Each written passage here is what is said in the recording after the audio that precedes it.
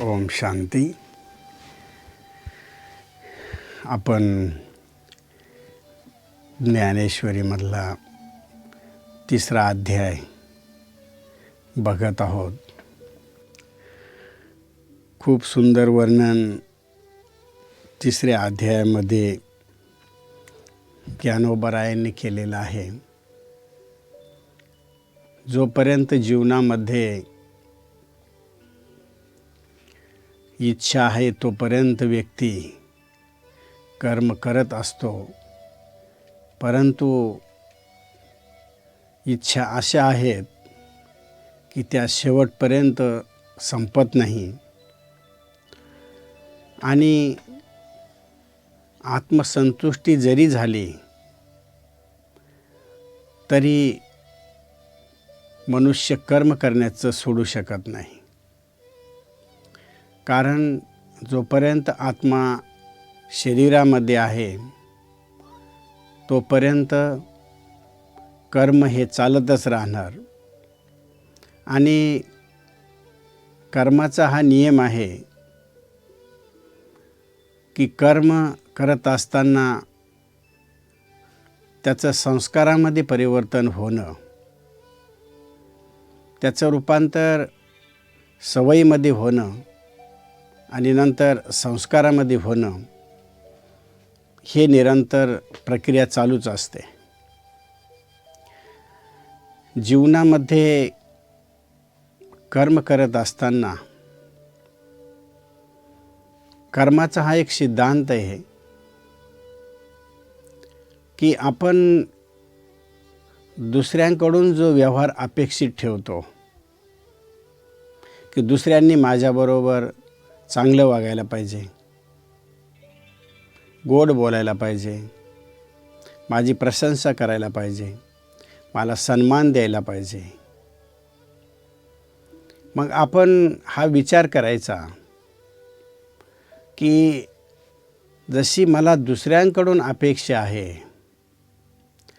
तसंच मी दुसऱ्यांच्या ज्या अपेक्षा आहेत, कारण जशी माझी अपेक्षा आहे तशी त्यांची पण काही ना काही माझ्याकडून अपेक्षा असणार, त्या अपेक्षेवर मी खरे उतरतो का? कारण जोपर्यंत आपण समोरच्या व्यक्तीला सन्मान देत नाही, प्रेम देत नाही, तोपर्यंत आपल्याला प्रेम मिळत नाही. प्रकृतीचा नियम आहे आणि कर्माचा एक सिद्धांत आहे. तुम्ही जर डोंगरामध्ये गेला आणि एखाद्या डोंगराच्या कपारीजवळ जाऊन मोठ्यानं जर आपण आवाज केला तर तो आवाज 4-5 वेळेला पुन्हा आपल्याला ऐकू येतो. याचं कारण की आपली जी प्रतिध्वनी आहे पुन्हा आपल्यालाच ऐकवते.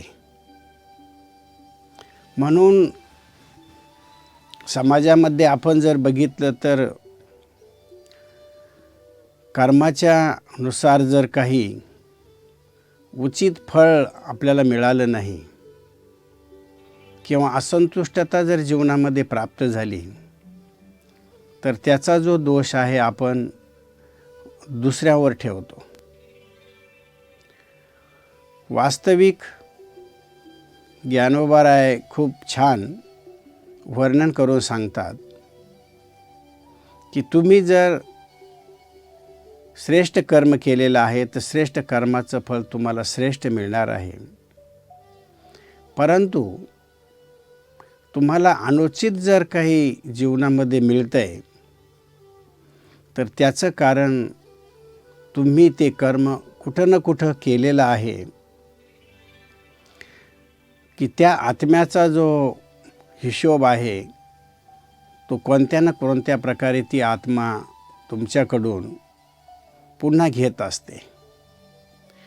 म्हणून कोणत्याही व्यक्तीला दोष देण्यापेक्षा आपण त्याविषयी स्वतः चिंतन करणं गरजेचं आहे की मी दुसऱ्यांना देताना काय देतो. प्रकृतीचा नियम आहे की तुम्ही जर दुसऱ्यांना चांगलं दिलं तर प्रकृती पण तुम्हाला चांगलं देते. नियतीचा हा नियम आहे की तुमच्याबरोबर कधी धोका होऊ शकत नाही. धोका जर होत असेल तर कुठंतरी तुमचा कर्मामध्ये स्वार्थ आहे, अपेक्षा आहे, व्यावहारिकता आहे, म्हणून जीवनामध्ये असंतुष्टता येत असते. माऊलींनी जे वर्णन केलेलं आहे की कोणत्याही प्रकारची जर अशुद्धी असेल तर अशुद्धीला दूर करण्यासाठी यज्ञ आणि हवन केले जाते. 3ऱ्या अध्यायामध्ये खूप छान वर्णन केलेलं आहे की ज्यावेळेस घरामध्ये आपण बघतो देवतांचा वास हमेशा राहावा म्हणून किंवा भूत प्रेत बाधा यांच्या दुराव्यापासून ब्राह्मणांद्वारा पूजा अर्चना केली जाते. यज्ञामध्ये विशेष आपण बघतो एक कुंड केले जातं आणि त्या कुंडामध्ये हवन केले जाते आणि त्या हवनामध्ये विशेष 3 प्रकारे ज्या वस्तूंचं हवन केलं जातं, दान केलं जातं, त्याला सुहा केलं जातं. पहिलं म्हणजे जवस, दुसरे असतात तीळ आणि तिसरं असतं घी. त्यानंतर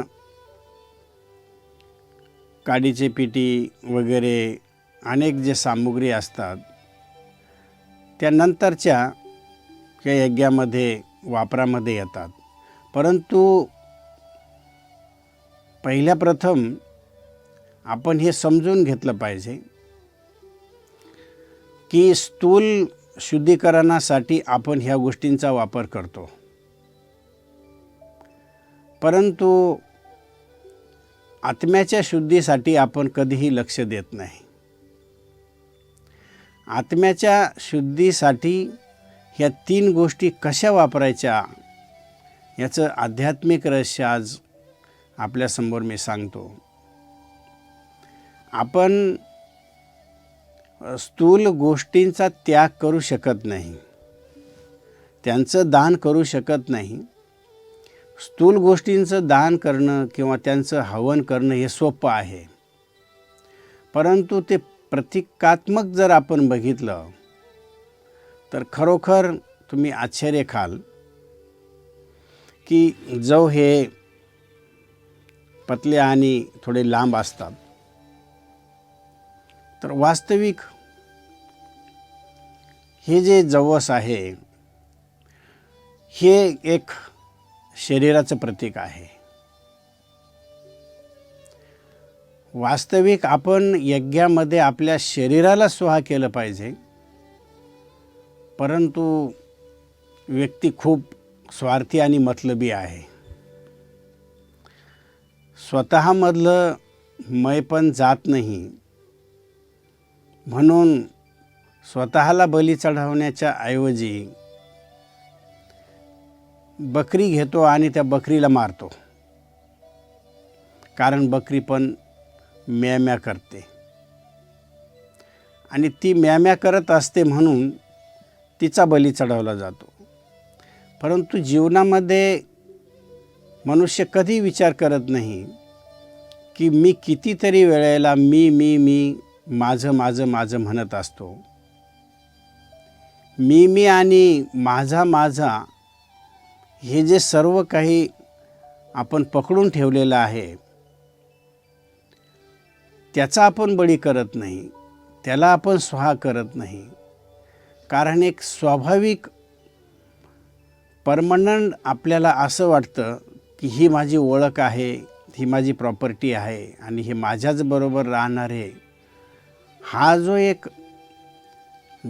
खोटा जो भ्रम जीवनामध्ये तयार झालेला आहे, तर वास्तविक याला दूर करणं, याचं हवन करणं गरजेचं आहे. परंतु आपण जे जवस टाकतो, त्याची आहुती देतो, तर वास्तविक परमात्म्याला तुमच्या शरीराची आहुती पाहिजे, की ज्या शरीराद्वारे आपण जात पात धर्म अनेक विभिन्नता निर्माण केल्या आणि ह्या शरीराच्या अभिमानामुळेच अनेक प्रकारे आपण जे काही कर्म करतो, ते कर्माचं रूपांतर विकर्मामध्ये होत असतं. म्हणून हे जे जव आहे हे तन म्हणजेच शरीराचं प्रतीक आहे. दुसरं तीळ हे मनाचं प्रतीक आहे, कारण ते लहान असतात.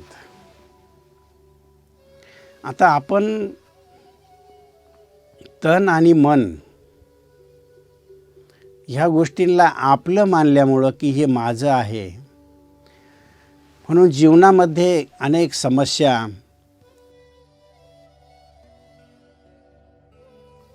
अनेक प्रॉब्लेम्स आपण ओढून घेत असतो. मग जर मनाला आपण ईश्वराशी जोडलं, तर आपलं मन त्याच्याशी समर्पित होऊ शकतं. त्याच्याशी जोडणं म्हणजे त्याचं होणं. कारण ईश्वराशी जे आपलं प्रेम आहे, ते प्रेमामध्ये कोणतंही अंतर नको आहे. आणि जिथं प्रेमामध्ये अंतर आहे, ते प्रेम नाही आहे. एखाद्या व्यक्तीबरोबर तुमचं प्रेम आहे, म्हणजेच त्या व्यक्तीला तुम्ही स्वतःपासून वेगळं समजत नाही. प्रगाढ त्या व्यक्तीवर जी निष्ठा आहे, विश्वास आहे, त्याला प्रेम म्हटलं जातं. ईश्वरावर जर आपलं प्रेम आहे, तर आपण ईश्वराला स्वतःपासून दूर समजत नाही. इतकं काही त्याच्या सान्निध्यामध्ये आपण मनाला ठेवतो. म्हणून मनाचं समर्पण इथं खूप गरजेचं आहे. जे मन धोका आणि दुःख याचा अनुभव करून जन्मजन्मांतर देह आणि देहाच्या संबंधामध्ये मोह ठेवून शेवटी आत्म्याला दुःख आणि अशांतीच मिळाली. मग याकरिता मनाचं जर आपण यज्ञामध्ये जर समर्पण केलं, अर्थात मन मना भव, तू फक्त मन माझ्याकडे ठेव, तर तुझ्या मनामध्ये चांगलेच विचार निर्माण होतील. परंतु आपलं मन सकाळपासून संध्याकाळपर्यंत कितीतरी ठिकाणी इतकं काही चक्कर मारून येतं, कारण मनाला एक सवय लागलेली आहे. जसं आपण बघतो की एखादी प्राण्याच्या विषयी, एखाद्या गाईला जर घास खाण्याची सवय लागली, तर घास बघितल्यानंतर ती दुसऱ्याच्या शेतामध्ये पण जाते आणि घास खाऊन येते, नुकसान करते. असं हे मनाचं आहे की एकदा त्याला एखाद्या गोष्टीची जर सवय लागली, तर वारंवार मन तिकडं जाण्याची इच्छा व्यक्त करत असतं आणि ते जातं. आणि जर आपण त्याला थांबवण्याचा प्रयत्न केला, तर कुठंतरी त्या इंद्रिया त्याला वारंवार त्याच्याकडे ओढतात. जसं आपण बघतो की एखाद्या व्यक्तीला जर समजा तो जीवनामध्ये तणावामध्ये असला, कोणत्या ना कोणत्या गोष्टीविषयी जर त्याला परेशानी असली, तर त्याला काय वाटतं की आपल्या जीवनामधला तणाव दूर करण्यासाठी आपण सिगरेटचा आधार घेऊ. म्हणून तो काय करत असतो की सिगरेट पिण्याची इच्छा त्याच्या मनामध्ये उत्पन्न होते. इच्छा उत्पन्न झाल्यानंतर त्याचं जे शरीर आहे ते शरीर दुकानाकडे जाण्यासाठी तयार होतं. तो दुकानाकडे जातो. दुकानामध्ये गेल्यानंतर काही पैसे खर्च करतो आणि मोबदल्यामध्ये सिगरेट खरेदी करतो. सिगारेट घेतल्यानंतर ज्या वेळेला त्याला त्याची एक सवय लागते, दुसऱ्या दिवशी पुन्हा तो तेच करतो. मग ही जी त्याची सवय आहे ती त्याच्या संस्कारामध्ये परिवर्तन होते. म्हणून मन त्याचा निग्रह करणं, त्याला कंट्रोलमध्ये ठेवणं हे जीवनामध्ये खूप काही महत्त्वाचं आहे. म्हणजे एक व्यक्ती ज्या वेळेस सिगरेट पिण्यासाठी दुकानामध्ये जातो आणि दुकानामधून पैसे देतो, म्हणजे ज्याची उपमा यज्ञामध्ये आपण तूप ज्याला म्हणतो की हा एक तरल पदार्थ आहे, त्याला जर गरम केलं तर तो पातळ होतो. म्हणून सिगरेट आलं, सिगरेट आणण्यासाठी त्या दुकानापर्यंत त्याचं शरीर गेलं. सिगरेटचा मोबदला चुकतो करण्यासाठी धन गेलं. ते धन अशा कार्यासाठी गेलं की ज्याचा परिणाम पुन्हा हानिकारक होणार आहे. म्हणून ह्या तीन ज्या गोष्टी आहेत, तन, मन आणि धन, वास्तविक ह्या तीन गोष्टी ह्या यज्ञामध्ये सोहा करायच्या असतात, त्याचं हवन करायचं असतं. परंतु आपण त्या स्थूल यज्ञामध्ये जव, तीळ आणि घी यांचं हवन करत असतो. कारण तात्पुरती जी शुद्धी आहे, तो यज्ञ केल्यानंतर, हवन केल्यानंतर तेवढ्या वेळापुरतं ते आपल्याला मिळतं. एक शांतता, एक पवित्रता, वातावरणामध्ये एक चांगलं संकल्पाची एक सकारात्मक ऊर्जा आपल्याला अनुभव होते. तर ही जी स्थूल प्रक्रिया आहे, ह्या स्थूल प्रक्रियेला जर आपण सूक्ष्मतेमध्ये, म्हणजे तन, मन, धनापासून जर सुरुवात केली तर आपलं जे मन आहे ते मन संतुष्ट आणि तृप्त होतं. म्हणून माऊलींनी खूप छान प्रकारे वर्णन केलेलं आहे की ह्या यज्ञामध्ये कर्मयोग श्रेष्ठ करण्यासाठी आपलं तन, मन आणि धन ही मला तू अर्पण कर. इथे जर आपण बघितलं तर वारंवार अर्जुनाला आपल्या तन, मन, धनाची जी समर्पणता आहे ती करण्याची हिम्मत होत नाही. आणि हिम्मत न झाल्यामुळं कुठं ना कुठं बुद्धीवर हा जो मायाचा एक पडदा आलेला आहे, त्या मायाच्या पडदेमुळं स्पष्टता किंवा ज्ञानाची समज त्याच्या जीवनामध्ये येत नाही. आणि म्हणून तो पुन्हा वारंवार प्रश्न करतो. जोपर्यंत आपण मायाच्या अधीन आहोत तोपर्यंत मायाच्या सत्ववादी गुणांच्या अधीन सर्व आपण व्यापार करत असतो. म्हणून कर्म स्वीकारणे किंवा त्याचा त्याग करणे किंवा ते सोडून देणे किंवा एखाद्याबरोबर न बोलणे हे अज्ञानीपणाचं लक्षण आहे. कधीकधी आपण बघतो की काही लोक एखाद्या व्यक्तीबरोबर बोलायचं सोडून देतात. म्हणतात की याच्यापेक्षा बोलण्यापेक्षा हे जे कटकटी वाढतात, तर याच्यापेक्षा न बोललेलं चांगलं. तुम्ही स्थूल रूपानं बोलणं बंद केलं, परंतु मनानं बोलणं बंद नाही झालं. म्हणजे हे अज्ञानीपणाचं लक्षण झालं की जर आपण जीवनामध्ये स्थूल रूपानं जर ते ठरवलं की एखाद्या व्यक्तीचा आपण बाजूनं निघून जायचं, त्याचा किनारा करायचा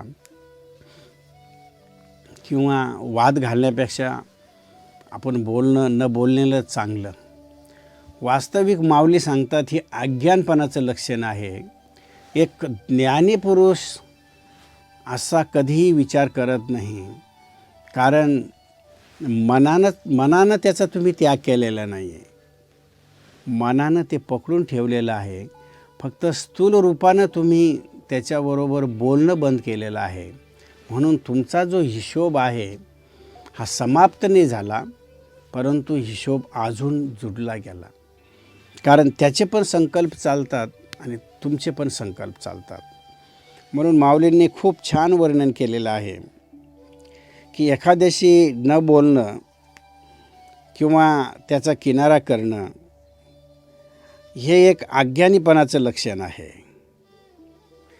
कारण विहित कर्माचा आरंभ कर्त्याच्या इच्छेवर अवलंबून आहे.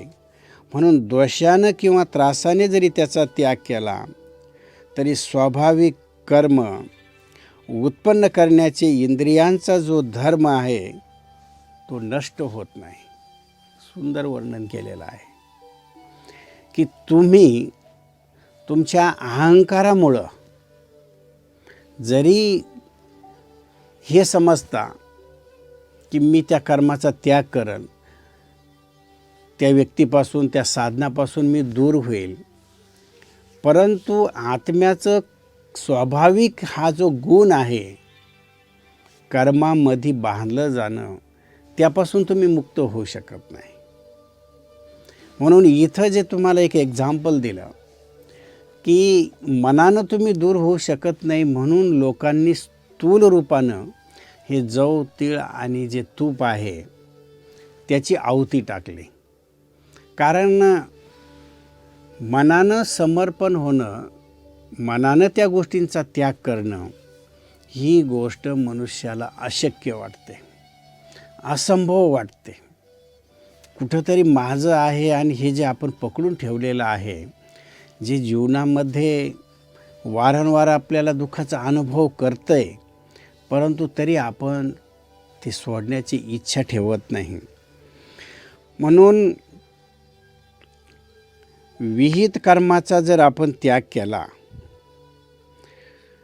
तर म्हणून कानाचे ऐकणे किंवा डोळ्याचे बघणे, नाकांच्याद्वारे श्वास घेणे किंवा हाताद्वारे कर्म करणे, भूक लागणे, स्वप्न बघणे, ह्या ज्या क्रिया आहेत किंवा आपली जागृत अवस्था आहेत, तर ह्या क्रिया कधीच बंद होऊ शकत नाही. म्हणजे खूप सूक्ष्म समजून घ्यायचं आहे सर्वांनी ह्या गोष्टींना की बघा, एक स्थूल कर्म आणि सूक्ष्म कर्म याचा उल्लेख माऊलीने किती छान 57वी जी ओवी आहे ओवीमध्ये केलेला आहे की काही ज्या क्रिया आहेत कर्मेंद्रियाद्वारे होणाऱ्या, ह्या क्रियांना तर तुम्ही बंधन टाकू शकत नाही. हा, इतकं तुम्ही करू शकतात की कानानं जर मला काही सोडून द्यायचं, तर एखाद्यानं जर वाईट बोललं तर ते एका कानानं जरी ऐकू आलं तर दुसऱ्या कानानं आपण सोडू शकतो. परंतु मला ऐकायचंच नाही असं जरी तुम्ही म्हणले तरी स्वाभाविक जे ऐकण्याची जी क्रिया आहे, तो जो आवाज आहे तो तुमच्या कानामध्ये पडणार. डोळ्यानं आपण वाईट बघायचं नाही. तुम्ही जर वाईट बघायचं नाही म्हणून जर डोळे बंद करून जर चालले तर तुम्ही खड्ड्यात पडू शकता. तुम्हाला चालताना डोळे उघडे ठेवलेच पाहिजे, परंतु डोळे उघडे ठेवून आपल्याला समोर काय बघायचं हे आपल्यावर अवलंबून आहे. म्हणून त्याचा निषेध करणं किंवा त्याचं त्याग करणं म्हणजेच तुम्ही कर्मापासून दूर झाला हे होऊ शकत नाही. भूक लागणं, श्वास घेणं या स्वाभाविक क्रिया आहे की मनुष्याला भूक लागते. भूक लागल्यानंतर तो जेवण करतो. जेवण करण्यासाठी जे काही त्याला जेवण बनवावं लागतं, जेवण खावं लागतं, पाणी प्यावं लागतं, ह्या क्रिया जीवनामध्ये स्वाभाविक आहे. किंवा श्वास घेणं, कुणी किती जरी म्हटलं की कर्माचा मी त्याग करतो, कर्माचा संन्यास करतो, ज्या दिवशी तुम्ही श्वास घेण्याची प्रक्रिया बंद कराल त्यावेळेस तुम्ही ह्या दुनियेमधून निघून जाल. म्हणजे ह्या ज्या क्रिया आहेत ह्या जशा जीवनामध्ये एक स्वाभाविक आहे आणि त्या स्वाभाविक ज्या क्रिया आहेत ते तर त्या तर होणारच. खूप सुंदर वर्णन माऊलींनी पुढल्या ओळीमध्ये केलेलं आहे. स्वप्न आणि आपली जी जागृत अवस्था आहे, किती जरी प्रयत्न केला तरी स्वप्न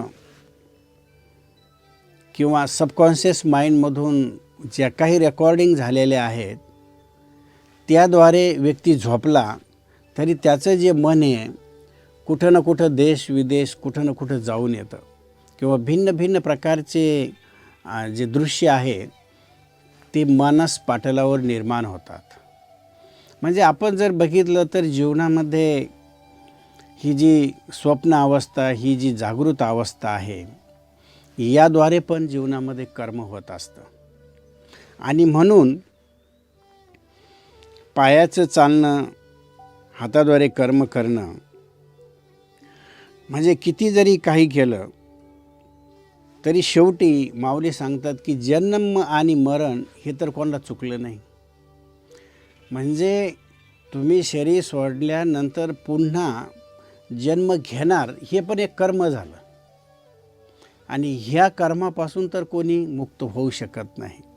तू एकदा जन्म घेतलेला आहे म्हणजे पुन्हा तुला जन्म घ्यावाच लागणार, हे पण एक कर्म आहे. माऊलींनी खूप छान वर्णन केलेलं आहे की किती जरी काही केलं तर हा इंद्रियांचा व्यापार जरी तू विचार केला की बंद करायचा तर त्याला तू बंद करू शकत नाही. कारण देह अभिमानाकडून कर्मत्याग हा कधी होऊ शकत नाही. कर्म हे पराधीनपणाने प्रकृतीच्या गुणांमुळे होत असतं. म्हणून मी कर्म करीन किंवा सोडीन असं समजणं हे व्यर्थ आहे. जसं रथात बसल्यावर जर तू हा विचार केला की मी स्तब्ध बसून राहीन तरी तू रथाच्या अधीन असल्यामुळं त्या रथाचं फिरणं म्हणजेच त्या रथात बसण्याचं फिरणं असं होतं. किंवा अधीन असल्यामुळं रथाचे फिरणे म्हणजे अर्जुनाने जरी ठरवलं की मी काहीच करणार नाही आणि रथामध्ये बसून राहीन, परंतु जसं रथाचा गुणधर्म आहे की रथ चालत राहणार, रथामध्ये बसून चालत असताना समोर जे दृश्य येणार ते विभिन्न असणार. दृश्य विभिन्न आल्यानंतर बघणं, चालणं, बोलणं सर्व ज्या गोष्टी आहे कर्मेंद्रियाद्वारे होणार आणि यामुळं कर्मामध्ये आत्मा हे बाध्य होणारच. हे खूप गुह्य जीवनामध्ये समजून घेण्याची गोष्ट आहे की मी आत्मा शरीरामध्ये जरी बसून राहिली तरी जीवनामध्ये कर्माला मी बाध्य आहे. पुढं याचं वर्णन खूप सुंदर माऊलींनी केलेलं आहे, ते आपण बघणार आहोत. ओम शांती.